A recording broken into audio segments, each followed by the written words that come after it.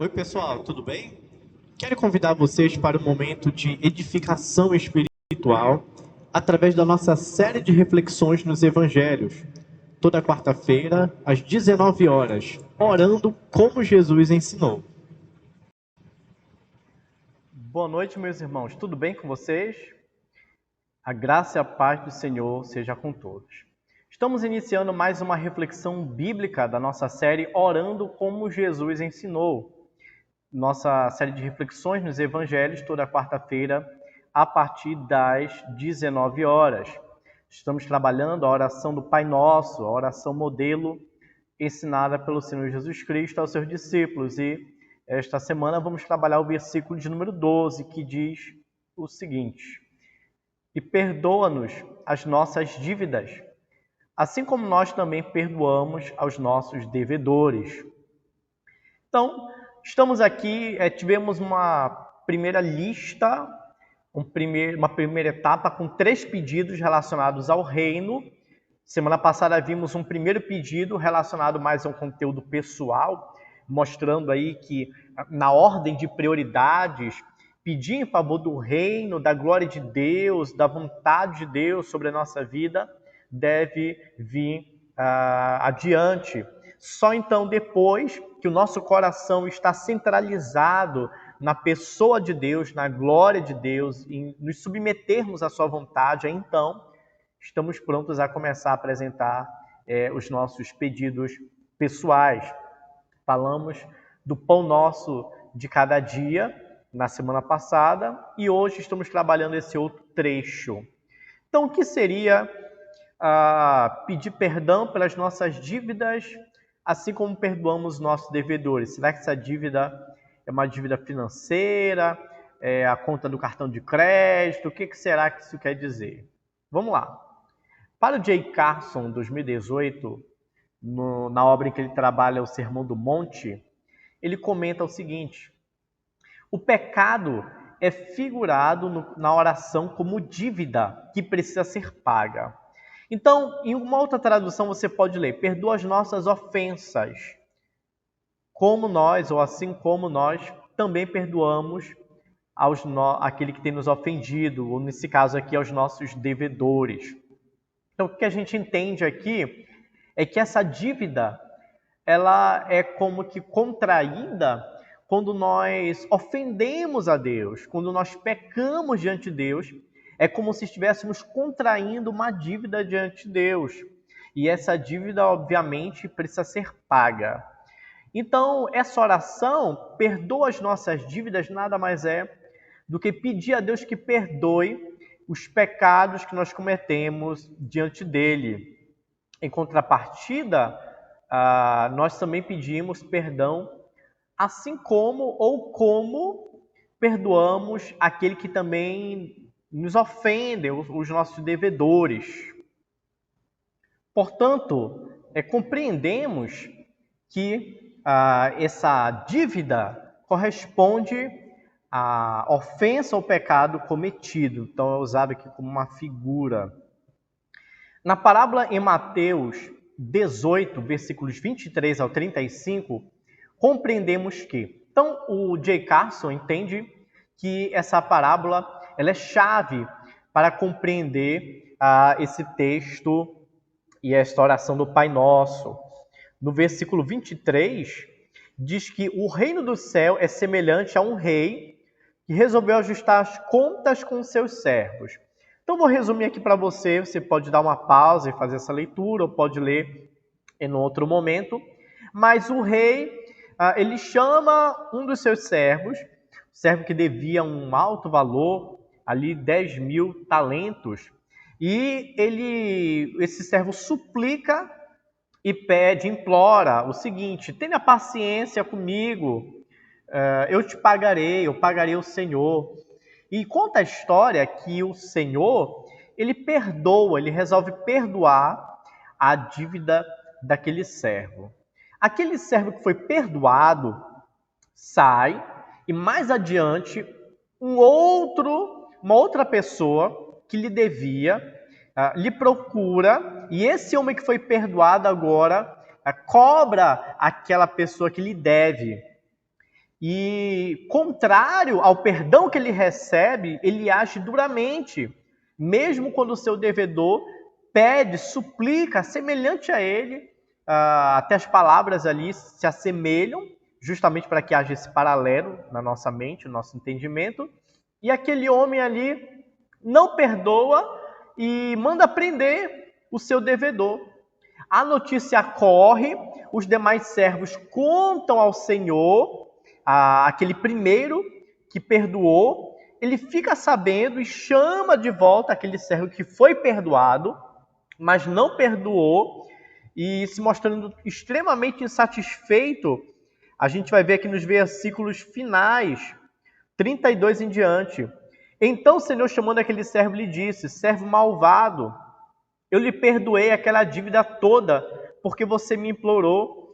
Será que você também não devia ter compaixão do seu conservo, assim como eu tive de você? Então perceba que aqui se coloca uma dúvida. Se aquela pessoa que teve o perdão, que recebeu o perdão, cuja dívida foi apagada, ele deveria compreender o valor do perdão e deveria retribuir e perdoar outros também. Então, o que está sendo colocado em jogo aqui é, será que a pessoa que recebeu o perdão, ela não compreendeu o valor desse perdão? Ou será que ela não compreendeu que ela também é ofensora, que ela também é falha? E ela deveria corresponder e fazer o mesmo, mas não fez. E o resultado disso, vamos ter no versículo 34. Indignando-se, ou seja, o Senhor entregou aquele servo aos carrascos, até que lhe pagasse toda a dívida, ou seja, voltou atrás da sua decisão. Assim, também o meu Pai que está no céu fará com vocês, se do íntimo não perdoarem cada um ao seu irmão. Então, a partir dessa parábola, para trazer maior clareza a esse verso que temos em mãos, perdoa nossas dívidas assim como nós também perdoamos os nossos devedores, ele entende que não há perdão para quem não perdoa, pois espírito incapaz de perdoar dá forte testemunho de que nunca se arrependeu. Então perceba aqui que não há perdão para quem não perdoa. Vamos entender a ordem. Aquele que não perdoou, ele possivelmente não compreendeu o que é o perdão de Deus. E possivelmente ele também não teve o arrependimento verdadeiro, genuíno. Quem sabe ele se acha digno, merecedor do perdão. Mas ele não entende que o perdão é pela obra de Cristo, pela justiça de outro. No lugar dele é que esse perdão é derramado sobre todos os servos de Jesus Cristo. Então não há um mérito próprio, mas a justiça de Cristo e o sacrifício de Cristo que recebeu a punição no nosso lugar, porque Cristo foi punido pelas nossas ofensas, nós podemos ser perdoados. Então, quem entende esse perdão e quem se arrependeu, quem compreende o valor disso e foi transformado, é uma nova criatura, ele vai perdoar também. E Deus está dizendo aqui, Carson entende que não há perdão para quem não perdoa. Não necessariamente uma consequência direta, mas a gente precisa entender como uma evidência. Aquele que não perdoa é porque ele não experimentou de fato a realidade, de maneira concreta, o perdão de Deus na sua vida. Então, é uma das interpretações que nós temos aqui desta oração.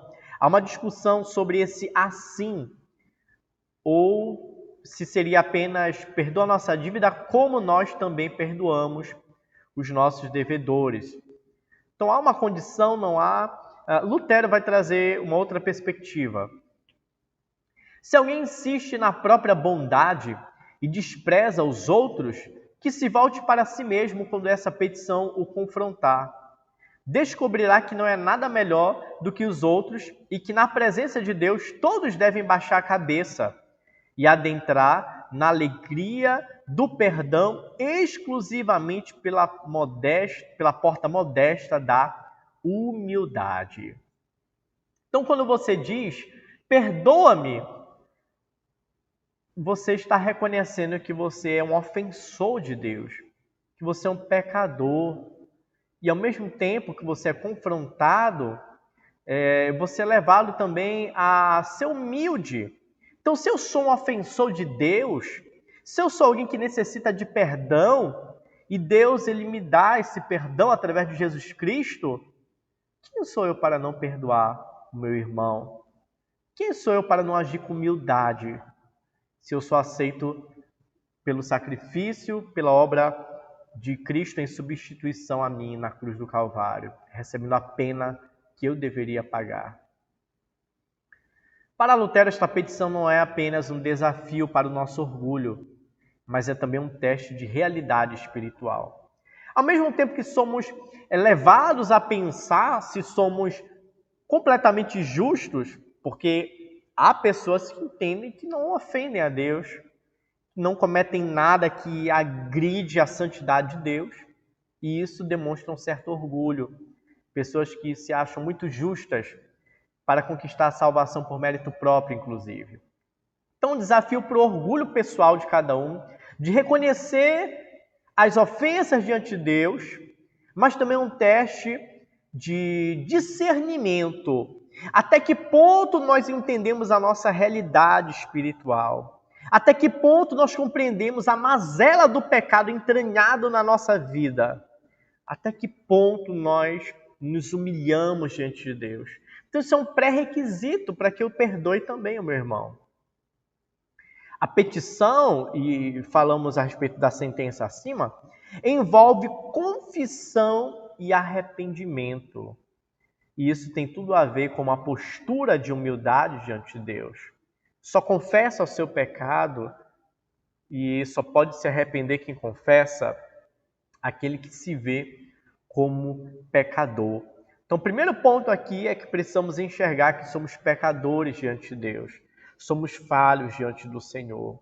Precisamos confessar isso diante de Deus e nos arrepender. Se houver reconhecimento da nossa condição de caída, de pecador, se houver a confissão e o arrependimento, haverá a mesma graça que nos transforma, que nos perdoa, haverá também graça para que consigamos perdoar outros, porque nós saberemos valorizar o preço do perdão. Se a confissão regular não produzir em nossa vida aumento de confiança e alegria, então não compreendemos a salvação pela graça, que é a essência da fé.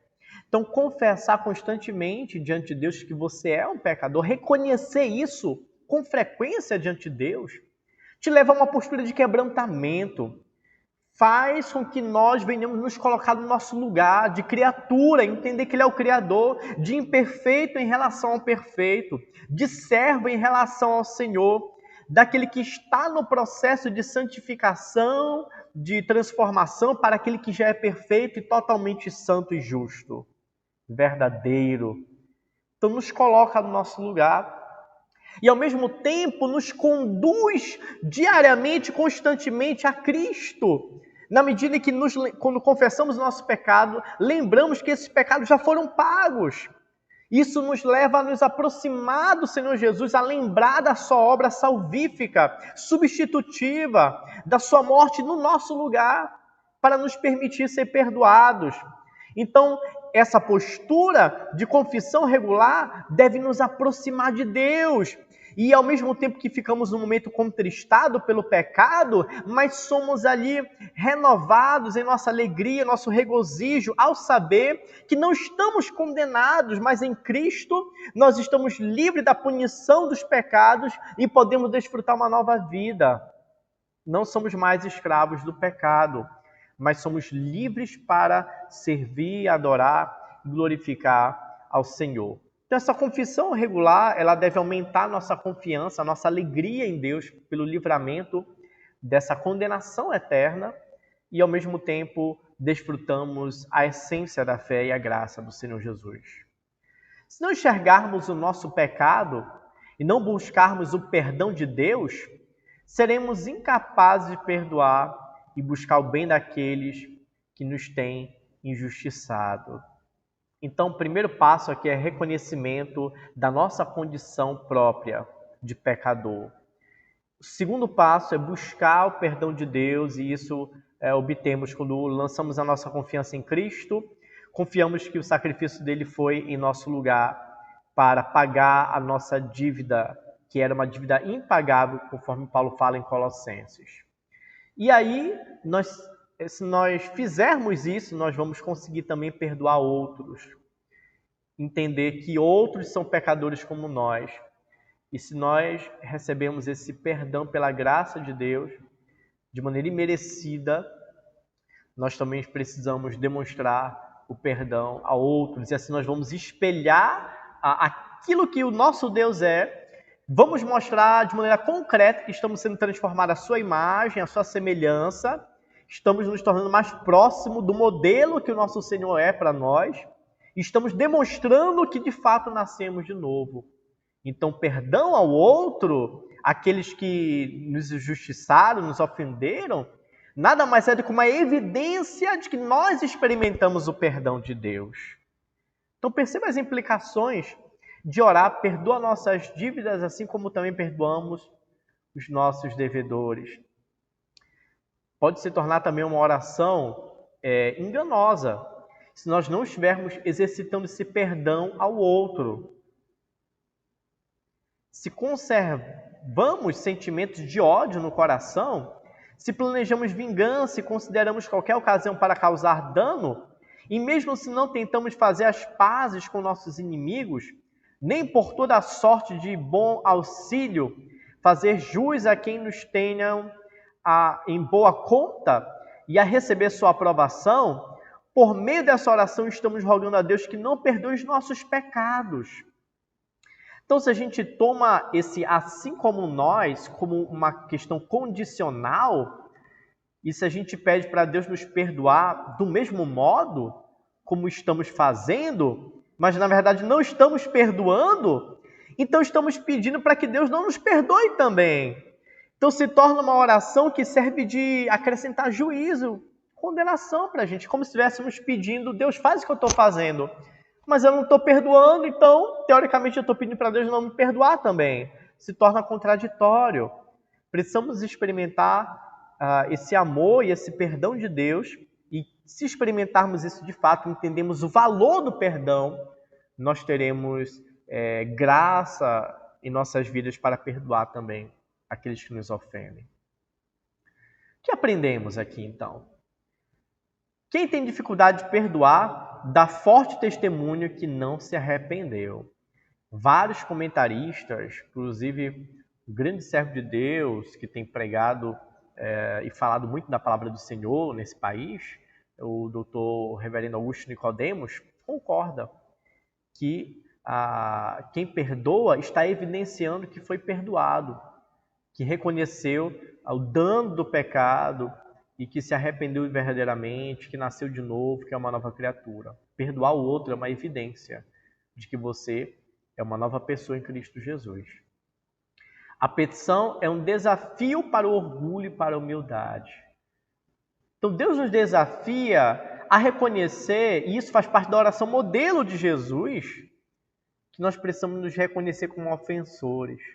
E quem sabe, vendo com mais clareza a nossa condição de falho, de pecador, a gente lembre que aquele que nos ofendeu não é pior do que nós, mas na verdade é semelhante a nós, que também somos pecadores, por isso devemos perdoá-los também. A confissão regular deve produzir confiança e alegria por meio do Evangelho. Confessar os pecados regularmente deve nos trazer alegria, porque ao mesmo tempo confessamos e sabemos que há um perdão garantido por meio de Jesus. E isso nos conduz a Cristo, nos conduz ao Evangelho da graça salvadora. Então, convido você para aplicar o que aprendemos. Vamos fazer isso?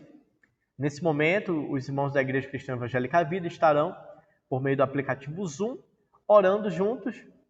E eu quero que você aplique isso nesta oração, que você lembre da sua condição de pecador, que você lembre que um dia foi perdoado, não porque você se tornou uma pessoa boa, mas porque Jesus foi punido no seu lugar para remover as ofensas que você cometeu ao Pai. Lembre desse perdão maravilhoso pela graça de Deus.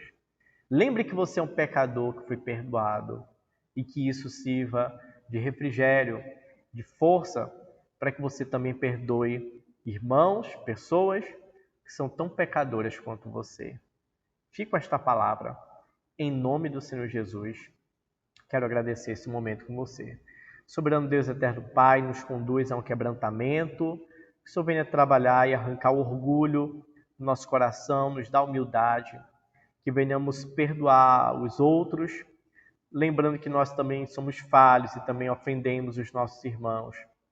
Pai, que haja essa evidência de que o Senhor nos alcançou e nos perdoou, nos derramando graça, para que também consigamos perdoar aqueles que nos ofendem.